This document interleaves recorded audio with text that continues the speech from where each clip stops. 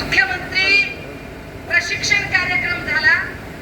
अनेक ग्रामीण भागातल्या पोरांनी ज्यांचं 12वी आणि BA झालं होतं अशा पोरांनी अर्ज भरले. अर्जाला किती पैसे गेले असतील? 1000 1200 गेले असतील. अर्ज किती गेले असतील? नाही म्हणलं तरी 5-25 लाखाच्या वरून अर्ज गेले. काय झालं योजनेचं? बंद पडली योजना, बंद पडली. ज्यांना वाटते ना की लाडकी बहीण चालू राहील, काही काळजी करू नका. लोकसभा इलेक्शन चालू होतं, बरोबर वोटिंगच्या 15 दिवस आधी पैसे खात्यात पडले.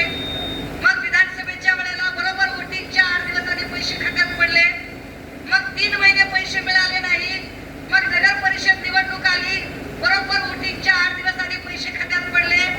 मग पुन्हा पैसे पडले नाही 2-3 महिने, बरोबर महापालिकेच्या 10 दिवस आधी बरोबर पैसे खात्यात पडले.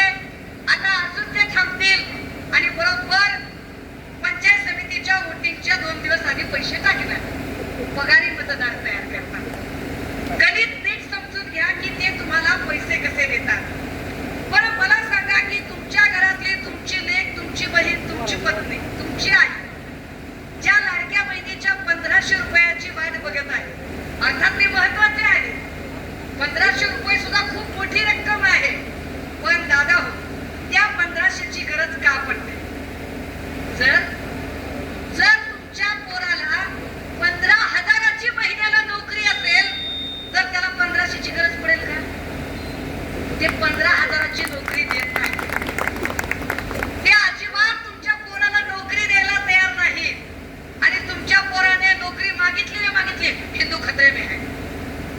अहो बेरोजगारी वाढली, हिंदू खतरे में है. अहो नोकर भरती कधी निघणार, हिंदू खतरे में है. अरे शेताला लाईट नाही, हिंदू खतरे में है.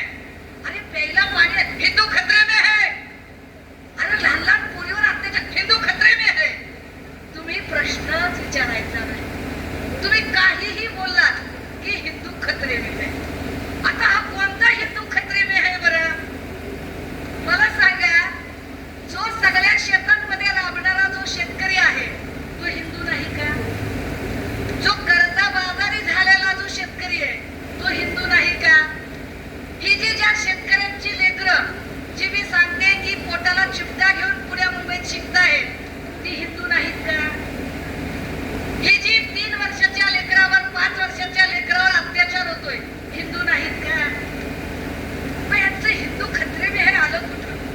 बरं ते लोन फक्त शहरात नाही, ते लोन आता गावखेड्यात पण आले. ज्याला नीट शेपूट पुसता येत नाही ते पण बोलते हिंदू खतरे में है. त्याला दुसरं काही कळत नाही. जिहादी माणसाचा कसा ब्रेन वॉश करतात तसा त्याचा ब्रेन वॉश करून टाकलेला आहे. तो साध्या प्रश्नांचा विचार करत नाही. दादा हो, आपल्या घरातल्या महिला 1500 रुपये त्यांनी दिले.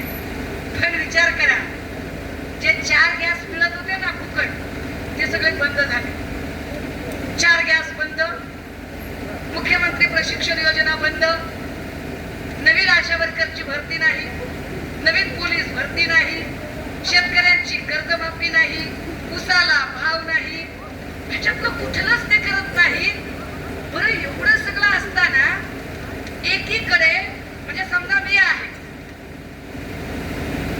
मी अधिकारी होते, मी कायद्याची प्राध्यापिका, मी शिकवते. चला माझ्याकडे एवढे पैसे येत नाही, मी एवढी शिकलेली असूनही. काय तुम्ही नाव म्हटलं त्या माणसाचं? चौरे काय चौरे का काय? हे ना असे कोणते गटानं खांदले असतील बरं? अशा कुठला बराशी खांदायला गेला असेल की ह्याच्याकडे 1 ते 1.5 वर्षात करोडोची मालमत्ता आली, पैसे आले. बरं ह्याचा घोटाळा सापडत कसा नसेल लोकांना? म्हणजे जर तो भाजपमध्ये गेला की निर्मळच झाला, लगे वॉशिंग पावडर निर्माण. त्याला काय म्हणजे काय, त्याला प्रश्नच विचारायचा नाही. तो शहासेनेकडे गेला. लक्षात घ्या, शिवसेना नव्हे ती अमित शहांनी सुरू केलेली शहासेना आहे. त्यांचा मालक अमित शहा आहे.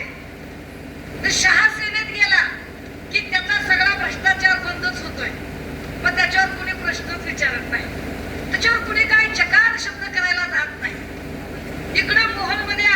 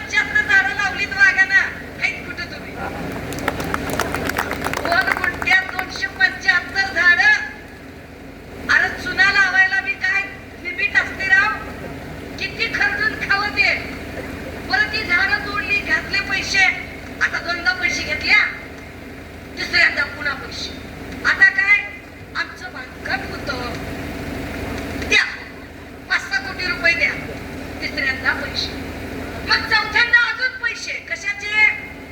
आमची पाईपलाईन होती, आमची पाईपलाईन तुटली. मानेंनी त्याचा कागद काढला. कुठून काढला कागद? सार्वजनिक बांधकाम विभाग आणि वॉटर सप्लाय कडून कागद काढला की बाबा ह्या रस्त्यामध्ये किती फुटाची किती मीटरची पाईपलाईन आहे आम्हाला सांगा. बघायचं होतं की काय त्या सर्वे नंबर मध्ये पाईपलाईन आहे का. आणि सार्वजनिक बांधकाम विभाग आणि पाणी विभागानं सांगितलं इथून तिथून कुठं त्या लाईन मध्ये पाईपलाईन झालेली नाही. या धक्का. आणि चरण चौरे म्हणतो की पाईपलाईन आहे.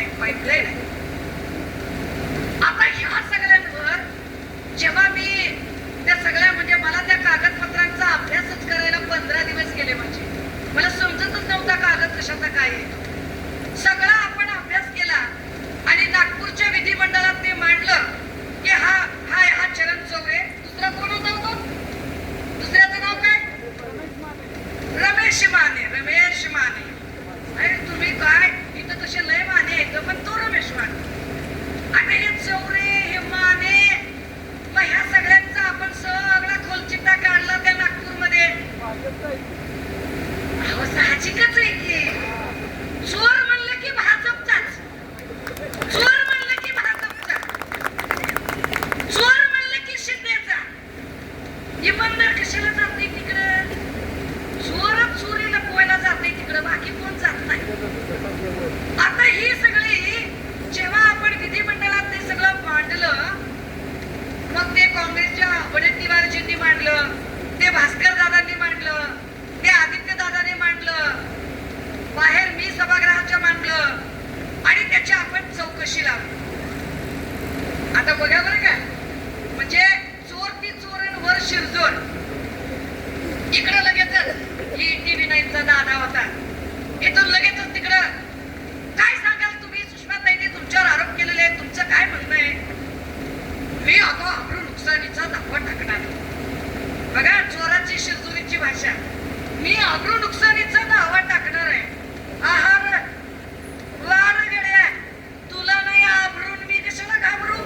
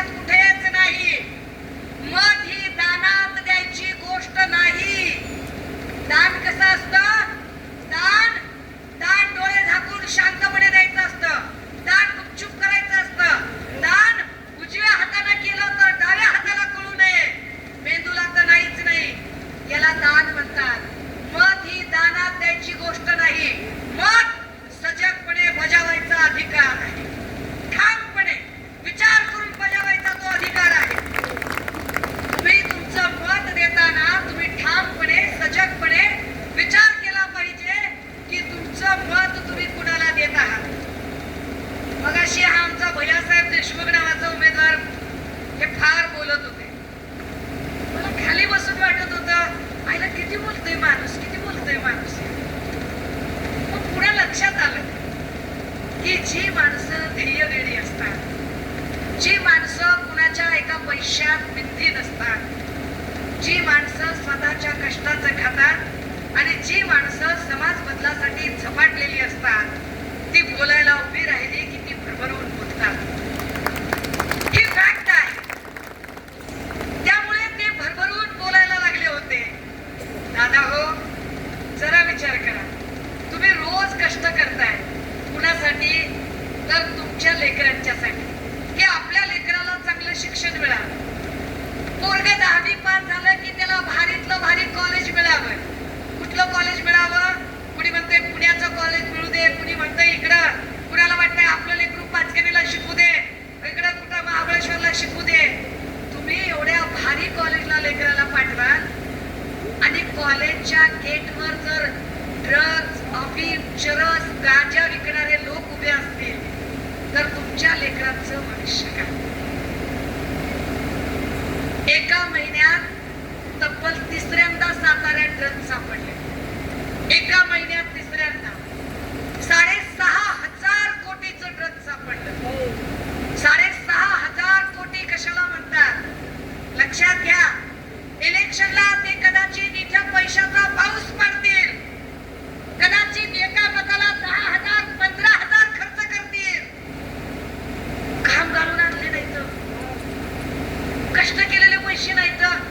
पैसे कशाचे आहेत? पैसे आहेत वालूचा ठेका, पैसे आहेत मटक्याचा अड्डा, एकाकड छक्का, दुरीकड सत्या, तिरीकड आट्या, चौकाकड नौका, पंजाकड दशा, ओपन जीव देना, क्लोज झुकू देना. या काय पैसे कशाचे आहेत? तुमचेच संसार देशोधडीला लावले. पैसे कशाचे आहेत? देशी दारूच्या अड्डे, 30, 60, 90 फुगा, हातबंडी. त्या पैसे तुम्हालाच दारू पाजली, तुमचाच संसार बर्बाद केला, तेच पैसे कमवले, इलेक्शन मध्ये तेच पैसे तुम्हाला दिले, निवडून आले आणि तुमचेच कोकंडी बसतात पुन्हा त्या निवडून. तुम्ही ठरवा काय करायचे ते. Decision is yours. इथे इथे इथे इथे काहीतरी असलं पाहिजे.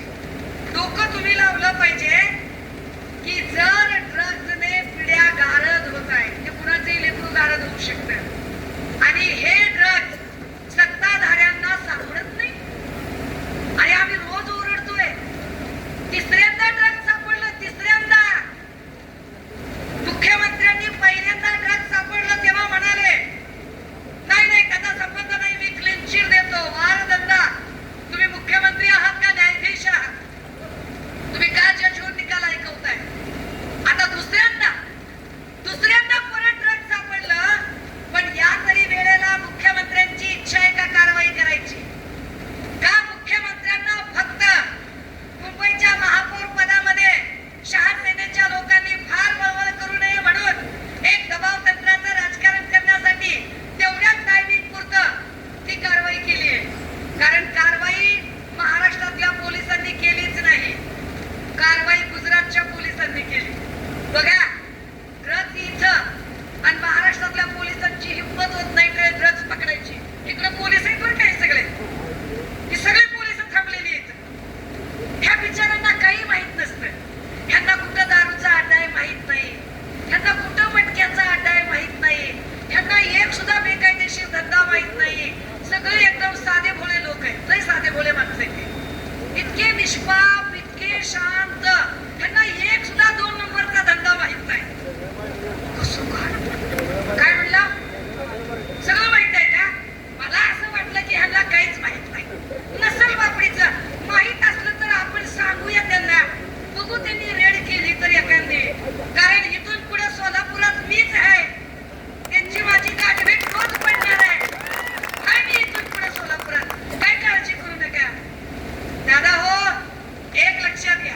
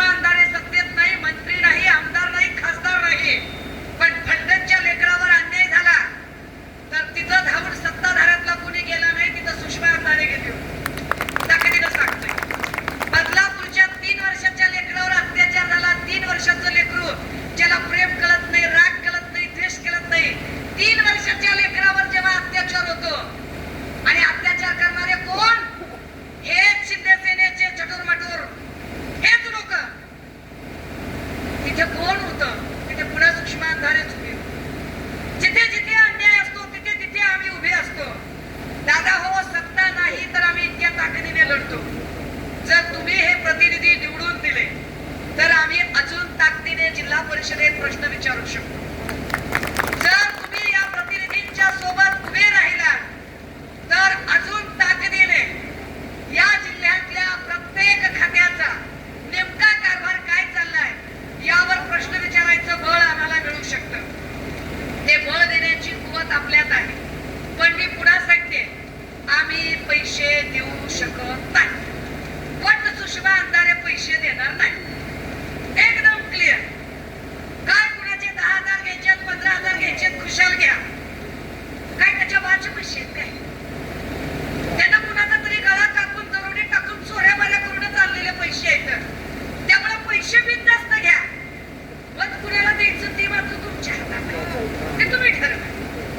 एक लक्षात घ्या, आम्ही 2 नंबरची कामं करत नाही. आम्ही ड्रग्जचा व्यवसाय करत नाही. आम्ही दारूचा धंदा चालवत नाही. आम्ही जुगारमटक्याचा अड्डा चालवत नाही.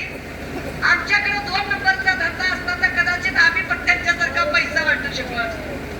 आम्ही इमाने तुम्हाला सांगतोय की होय, निवडणुकीच्या काळात आम्ही 10,000 रुपये देणार नाही, पण पुढची 5 वर्ष अर्ध्या रात्री तुम्ही हाक मारा. तुमचं पोलीस स्टेशन, तुमचा दवाखाना, तुमचं शेत, तुमचा कुठलाही प्रश्न, तिथे मात्र ताकदीनं तुमची बहीण, तुमची लेक म्हणून तुमच्या सोबत उभी आहे. आणि ती गोष्ट निवडणुकीतल्या 10,000पेक्षा लाख पटीनं महत्वाची आहे की तुमच्या सोबत कायमस्वरूपी उभं राहणं. ते उभं राहणं आम्ही उभे राहू शकतो. आणि ताकदीनं आम्ही घाबरणारे नाहीत. आम्ही मैदान सोडून पळणारे नाही. आम्ही कुठल्याही बाबतीत माघार घेणारे नाही. ज्या पद्धतीनं एकूण राजकारण करण्याचा प्रयत्न केला जातोय, कदाचित 1-2 दिवसांनी इथे सभा होती, कदाचित 1-2 दिवसानंतर काही मोठमोठे नेते येतील, ज्यांची त्यांची पण काही नावं आहेत, की जे रस्त्यांमध्ये नावं आहेत, जे पालखी मार्गातले लाभार्थी आहेत, असे पण काही जण येतील. काहींच्या सिड्या व्हिडिओ निघाले असे पण काही जण येतील. अशा सगळ्या लोकांपासून आपण निश्चितपणे सावध राहा. मी आपल्याला विश्वास देते की या ज्या जिल्हा परिषद गटांमधून माझे उमेदवार उभे आहेत, त्या प्रत्येक जिल्हा परिषद गटामध्ये उत्तम प्रतीचा जो तालुका पातळीचा जो दवाखाना आहे, तो उत्तम प्रतीचा दवाखाना झाला पाहिजे. हे पहिलं काम आम्ही ताकदीनं करून दाखवू शकतो आणि करू. कारण मला आता कल्पना आहे, गाव खेड्यातली जर एखादी माय माऊली जर गरोदर राहिली आणि तिला जर आपण तालुक्याच्या दवाखान्याला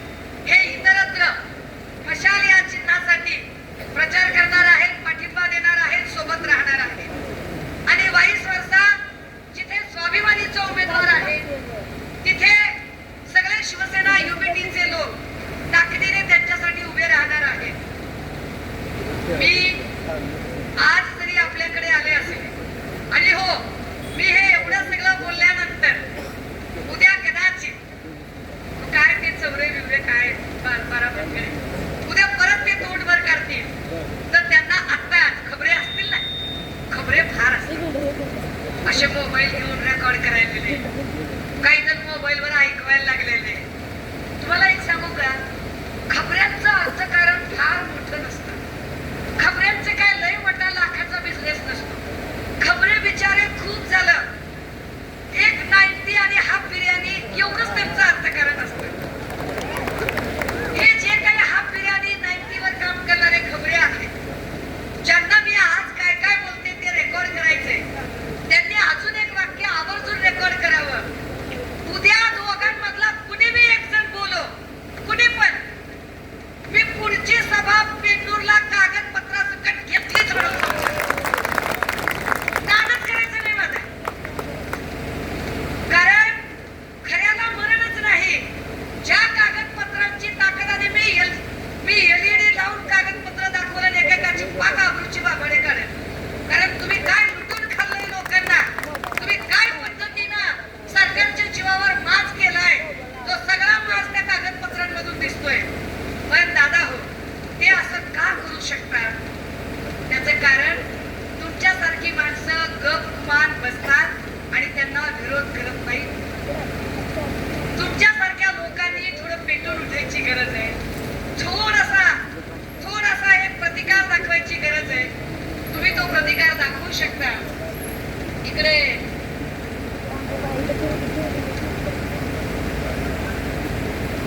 लय मुद्दे आहेत तसे.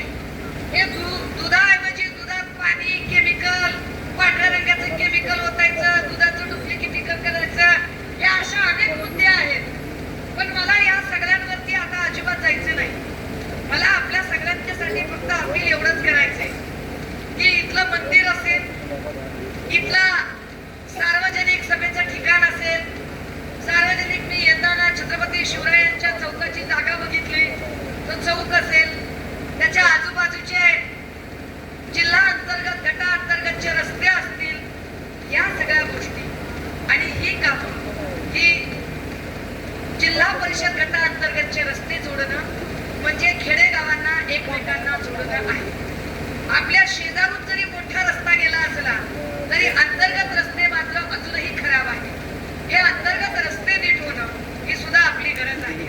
आणि ही प्रत्येक गोष्ट आपण करू शकतो, ताकदीने करू शकतो, जर तुम्ही सोबत असाल तर. मला विश्वास आहे, मला खात्री आहे की तुम्ही येणाऱ्या 5 तारखेला मशाल या चिन्हाला निवडाल. आणि मशाल, मी अजिबात तुम्हाला टेक्निकल मध्ये जाणार नाही की कोणत्या जिल्हा परिषद गटामध्ये मशीनवर किती नंबरला चिन्ह आहे. मी अजिबात नंबर वगैरे सांगणार नाही. माझा आपलं सरळ साधं ढोबळमानानं सांगणं आहे, जायचंय मतदान केंद्रावर, मशीन बघायची, मशीनवर कुठल्या का नंबरला असताना दिसली मशाल की हान शिक्का, बाकी दुसरा विषयच नाही. दिसली मशाल की हान शिक्का, या पद्धतीने काम करायचं आहे. आपण सगळेजण फार ताकदीने सोबत राहा. लक्षात घ्या, पक्षाचं नाव गेलं, चिन्ह गेलं, भले भले ज्यांना मोठं केलं ते सोडून गेले, तरी सुद्धा उद्धव साहेबांनी पुन्हा शून्यातनं सगळं उभं करायचं ठरवलं. शून्यातनं उभं करत असताना आता लोकसभेत 9 खासदार, राज्यसभेत 3 खासदार, विधानसभेमध्ये तब्बल 20 आमदार, विधान परिषदेमध्ये पुन्हा आपले 7-8 आमदार.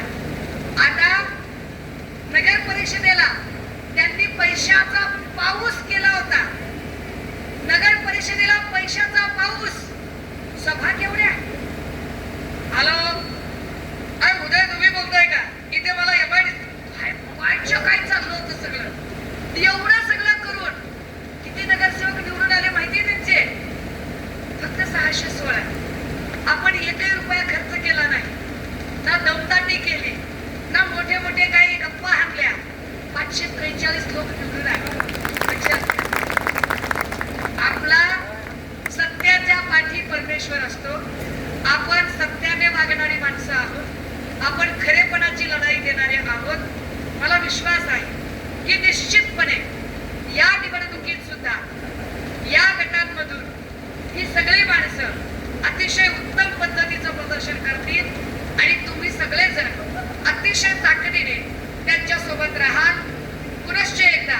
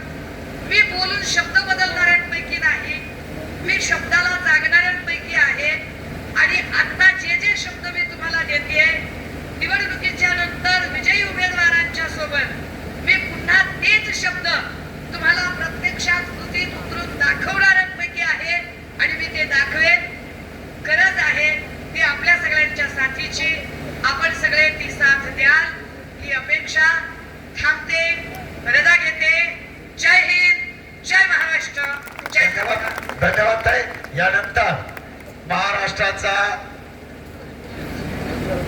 यानंतर महाराष्ट्राची मुलक मैदानी तोप शरददादा कोळी यांना विनंती आहे